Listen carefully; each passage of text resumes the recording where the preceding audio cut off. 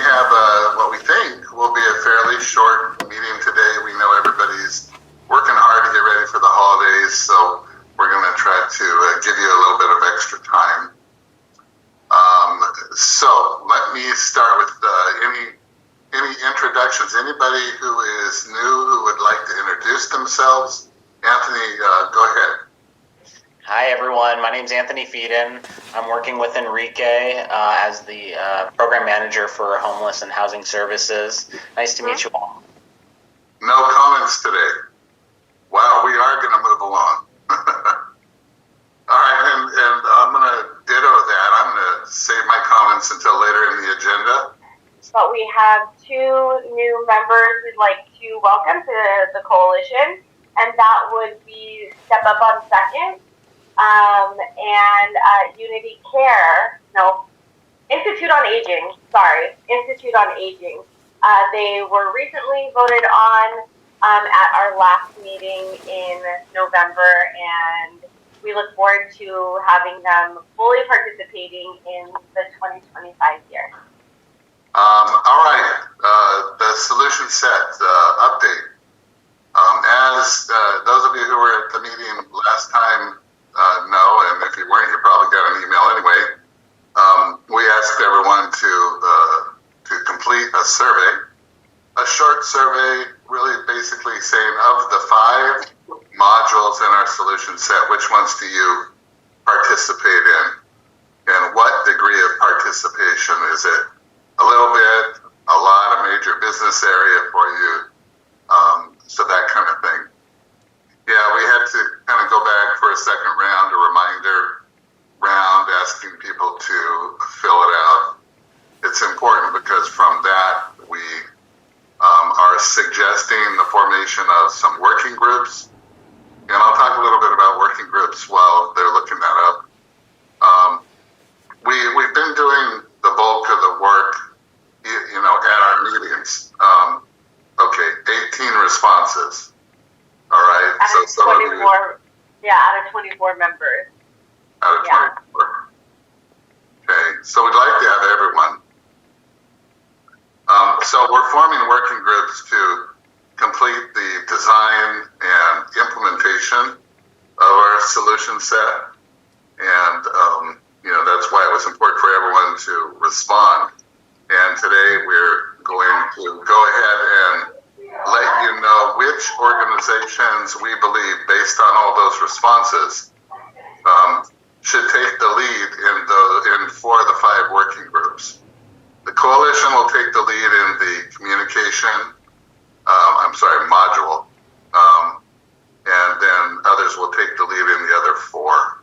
Okay, so out of the responses that we received, we'd like to recommend Access Support Network to be lead for the outreach module, Community Human Services to lead the Shelter Availability System module, Community Homeless Solutions to lead the Emergency Shelter Response module, and then for San Benito County to lead the Permanent Housing Response module.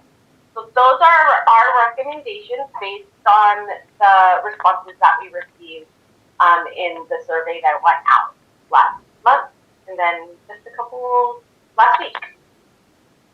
So if those 4 organizations would let Katrina and I know via email, A, if you accept, and B, who you would like to assign from your group as your lead in the working group, who from your organization. Okay, so make sure it's someone who has the time and the interest, is willing to jump in and tackle something new that's really never been done, frankly. But we're going to try to keep it simple. So this is not going to be a lifelong endeavor here. This is going to be hopefully relatively short, and we need to get the implementation and results as quickly as possible. If you have the desire to talk about this more before you decide, give us a call. We can sure talk about that and answer any questions that come up. In terms of what is expected. I can give you a general answer, but the task really is to take the more general answer and turn it into more specific answers. And that is that what can we do in that module? That, of course, is the tail end of the 5 modules.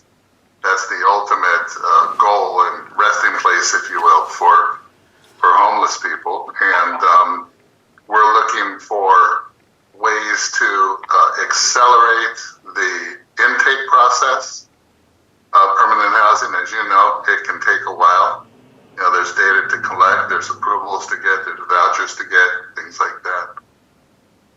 We can accelerate the referral process for that and refine that as needed. And then we can make sure that people are equipped in permanent housing with all the support and rapid rehousing funds that we can give them, and then check in on them, periodically, and make sure everything's going okay. So whatever we can do to improve those basic functions of permanent supportive housing, and I'm sure there are others I can't think of right now, improve and accelerate and expand the collaboration with the agencies that are interfacing with permanent supportive housing, which would be primarily the referral side, the voucher side, in my experience. Okay, okay, well, looking forward to the meeting in January. Thank you. Okay. Hey, Greg, this is Donna. I have a question. Okay. So the rest of us, do we choose which working group we want to, or that we feel we should be a part of? Yeah, I think, Donna, good question. Thank you. Choosing is better than assigning. And so in January, what we'll do is we'll have come up with some process for people to request participation in a particular group and work through that to the point where we do have our group assignments. We are well into the planning of the 2025 Leading Home Summit in partnership with the County of Monterey and the Monterey County Office of Education. If you guys have yet to sign up, we will drop in the registration link in the chat, and we will also drop in a survey that is soliciting information on kind of what you guys all are looking forward to, what some things you're looking to hear or learn about, your level of participation, as well as nominating any key organizations or individuals within Monterey and San Benito counties that are, going above and beyond in addressing homelessness. So your guys' input is really important. We are already building the agenda, but it's really great to see if our agenda is aligning with what the community wants, and it will really prep us for next year's summit in pulling out the topics of interest that didn't make it onto the agenda this year. So we'll be back at the Steinbeck Center and look forward to you all participating. We have been reaching out to some organizations or individuals to see if they would like to panel or present, be a part of the speakers for this year's summit. So if you guys are getting emails from me, please respond. Even if you can't, just say I can't, so we can continue to move on. But we have a committee of about, I think, 6 of us or 7 of us, and we're really pulling out the people that we see and know are making huge strides in addressing homelessness. So I'll get those links to you shortly if someone hasn't dropped them in already. I'd just like to also thank Donna and Alex from the County of Monterey and Tim, who's on this call today, who's been supporting us in building out this event. So thank you guys for always partnering with the coalition and stepping up to make this happen. So you guys are appreciated. We're in the midst of our LSA reporting period, and I would like to pass this over to our team to talk more about what our LSA is and what's happening with it, and how we can partner with you all in getting this report into the federal government. So I would just like to say Oliver has been working very, very hard on the LSA. So the LSA is our longitudinal system analysis, and this is an annual report to HUD that Continuums of Care make. And what it really does is it compiles all of our HMIS information, and it helps us provide insight into homelessness patterns. So it it helps us understand our exits, who's returning to homelessness, how many people are experiencing homelessness, what type of population. And what it all really rolls into is the ability to see across time how we've been doing. So it takes things from our housing inventory count, our PIC count, and it compares itself to other LSA submissions. And a lot of this process is all of our inputs, like a raw data file, and uploads it, and then what ends up happening is they go through it and they start flagging things that they notice are data errors, and those are the types of things Oliver will talk about all throughout the year at HMIS Oversight. Some of them are very familiar, like head of household relationships and things like that. And what we're actually seeing is we have a few common issues that we have been working very hard to resolve, but it can be very difficult. So one of the first is project types. So some projects are entering or requesting to open their project with an incorrect project type. And the one we see most frequently, because it is a newer subcategory of a type, is rapid rehousing with or without services, and rapid rehousing services only. So the importance of that is when you are services only rapid rehousing, for example, you don't have an inventory count and you are not tied to a bed, which is our housing inventory count. And those happen at the beginning of every year. But then you end up providing rental assistance, and you do have beds, and you have people who have housing move-in dates. And then the LSA says, hey, you have people with housing move-in dates, but the number of beds in your housing inventory count don't match what you said. So resolve the issue. It doesn't tell you all the time which program that is. Sometimes there are 107 errors. Go search and find them, and that is like finding a needle in a haystack, right? So it can be very difficult to end up resolving some of these errors, and Oliver's working super hard and is trying to communicate with folks to make sure you correct any errors that we do find. But that is just one of the issues that we see is an incorrect project type, which then doesn't pull all of the correct data into the LSA to be able to match what we're reporting to our HIC, or vice versa. Our population served. So what we're noticing is that people are saying in HMIS that they serve adult-only households, but then throughout the whole reporting period of September through October, they are only, September through October through September, they are only serving adults with children, right? And so the LSA, that's a flag that they pull up. You said that you were going to be serving this population, but you only served this type. Can you explain why, or can you fix the data errors in HMIS? So that's one we are seeing, and it goes vice versa, where you said adults with children only, but you're only serving adults with no children. Another type of common issue and flag that we are seeing is our utilization rate, and that's due to low occupancy. So anything below 25% utilization is a red flag to HUD, and they ask us, why is your utilization rate so unusually low? They can expect to see something low, but something is lower than 25% is a flag for them. And what it really comes down to is making sure that your teams are entering data in a timely manner and making sure that they're entering it when they are supposed to. And our HMIS standard is within 72 hours.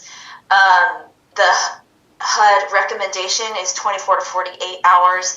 And so this just means that if folks aren't putting people that you are serving into HMIS, then it will look like you have an incredibly low utilization rate. And when we reach out, it's, oh, we actually served 120 when HMIS thinks you only served 25, right? So HUD is going to flag that, and then they are going to ask us to fix those data errors or help us come up with some, or help provide a reason as to why the utilization was so low. The next would be funding consistency. And this one is, what makes it very difficult is kind of almost like the project types is if we are not entering or if we are putting too many programs into HMIS that serve the same population, what ends up happening is someone can have multiple entries in the same type of program, and HUD is going to flag that as like, this is we're not sure what's going on here. We see it's not necessarily a duplicated entry, but this person is accessing multiple types of services. So some we're finding are that either it's like some sort of outreach team, but it's funded by multiple funding streams, so they're entered in each, which looks like someone is double dipping into resources. And another issue that we are seeing is when folks are in a permanent housing, but so one of our common issues is seeing that home key folks are entered into home key, but then they also are entered into like the motel response. And so the coalition has been providing a response to HUD saying, you know, the issue with our home key, so we had to pivot, and this is what's happening, but all of these folks are still slated for home key. But it is a flag that HUD will that ask us to respond to. Another that we're seeing is universal data elements. This is something that I believe Oliver definitely talks about every time in HMIS oversight. And these are ones that are required by HUD for us to collect. And that the ones we are finding missing the most or incorrect the most is that we are located in California 506. So folks are just not selecting that option in HMIS when doing the initial assessment or the intake. And then the relationship to head of household is an issue as well. So these are some topics that we'll be going over in trainings that Oliver will be doing to make sure that folks are entering that data correctly. And then we will also be doing more like a mini data monitoring for folks. So sending out monthly data quality reports, and then every 6 months, actually really digging deeper into everybody's data to see what's going on, what are the issues, and how can we help, so that when it comes to LSA time next year, we're reducing the number of these sort of simpler elements like relationship to head of household, because these are also the types of errors that HUD doesn't necessarily let you know which exact program they're in. So it's another needle in a haystack situation where now we're really trying to scramble to find where are these 506 errors where people are just not entered into our COC. Another is the hit comparison, and that kind of, again, ties into project types and population served, but it will let us know this is what you said in your housing inventory count in January. The number is so different that we have flagged it for you. Can you let us know why? And some of that goes back to it's either the incorrect project type that was entered at the beginning, they are serving a different population than what they said they would serve in HMIS, or there were so many programs that opened or closed that the housing inventory count has changed. But it will compare to the other types of data that we submit to HUD. The next would be outcomes. And for outcomes, it's really about making sure we input those exit destinations. one of the things that it pulls is like housing move-in dates. So if we don't put the correct housing move-in date, then it's going to flag errors for us, especially if we're saying we serve people and house so many people, but they're not in HMIS. So things like making sure when they're exiting your emergency shelter, you really exit them out of the program. If a program is closing, then making sure that all of those clients are also exited when that program closes. Just because it's closed in HMIS for additional data entry does not automatically mean all of those people will be closed out in HMIS. So we have to do that manual data entry, and the emergency shelter one is the one that we are seeing the most. And then the last is length of stay. Length of stay, what we're seeing is mostly for emergency shelters or transitional housing programs, and it's just asking us, it's over the average of 120 days. So what's going on? It's not necessarily anything we can correct, but CHSP is just letting HUD know that we are not, we discourage or programs really don't exit just because you've reached your time limit, but they really try to work to make sure people actually do find the housing that they need. So their length of stay may be a little bit longer. So these are some of the issues that we are seeing. CHSP is going to, like I said, begin those monthly reports to help you all stay on top of your data as agency admins and things like that. And then you can also bring all of those things to office hours so that Denise and Oliver can help you with some of the issues. Being engaged at HMIS oversight. So one of the things we will also be doing is looking at who's attending and making sure that those are the agency admins so that they are getting the correct information, and it's and probably less of a proxy situation and sending whoever, and rather sending somebody who can really make sure that the data is going to get clean and stay clean, as is in the agency agreement. CHSP will be running those monthly reports, our APRs, your data quality framework, things within CARS, and it will help us fix those smaller things like head of household errors and things like that. CHSP's help desk, please use our help desk, and that's really to help us understand what our users are facing, right? Oliver and Denise usually just get a bunch of emails, and then it's hard to keep track of exactly what our issues are throughout the year. But if we use our help desk ticket system, it'll actually be able to help us see throughout the year what are the most common issues that we're seeing users have, what are the most common issues agency admins are having, and then we can tailor trainings to the needs of the community. And we can reach out to individual programs that seem to be having a harder time. And then responding to emails. So it's crazy right now because it's the holidays, a lot of things are happening, and HUD loves to make it a little bit difficult for us at the end of the year. So please, as much as possible when Oliver is sending out especially these types of emails about reporting, especially to HUD, that please make sure you are responding to your emails. If only just to let us know that you are going to be working on it, and that, you know, you'll be coming back with questions if you have them, whatever it may be. But that is going to be one of the most important ways. And then just asking questions and utilizing our HMIS and CARS now office hours, which will be separated, so that you have ample time in those office hours to actually ask the questions that you need and get the help that you need. So CHSP is ready. We are in it with y'all. We're gonna help clean up data however quickly and as engaged as we can be. So please just reach out, use the help desk, and we will be bringing our LSA back to you all once it's complete.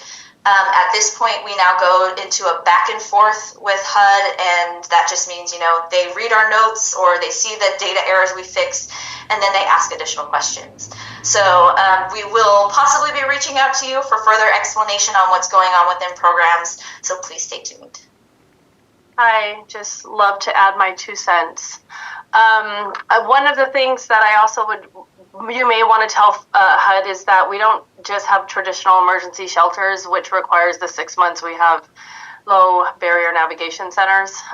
So that extends the time beyond the traditional 6 month period of an emergency shelter. And then secondly, When it comes down to setting up programs in HMIS, some folks may be old school. I think it was like 5 executive directors ago. That was the direction that was given to some agencies, was to set up HMIS according to funding stream. That has been an ongoing situation of trying to pull that back, because you can have several funding streams, as you all know, funding one program. You don't need to have several programs with one funding stream. And ultimately, it makes us look really, really bad, because when that funding stream ends, you have to exit them back into homelessness and then reopen them again in another funding stream. So that's just like one of those, again, 2 cents things that I feel is important for people to hear.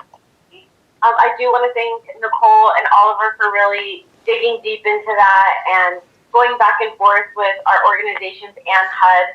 Another thing I want to stress is just that the executive level is also looped in what's happening with our data and our program reporting, because this is a federal reporting activity that's like published on HUD's website. And I think last year, a major newspaper picked it up, and I think it was in December or January, they were already reaching out to me for an interview on our LSA, and we want to be reporting out what's happening in our community and the good work that is being done, and then also identifying any gaps in what is happening on the ground level and how we can build out a better system. And that all ties back into, our emergency, our solution set.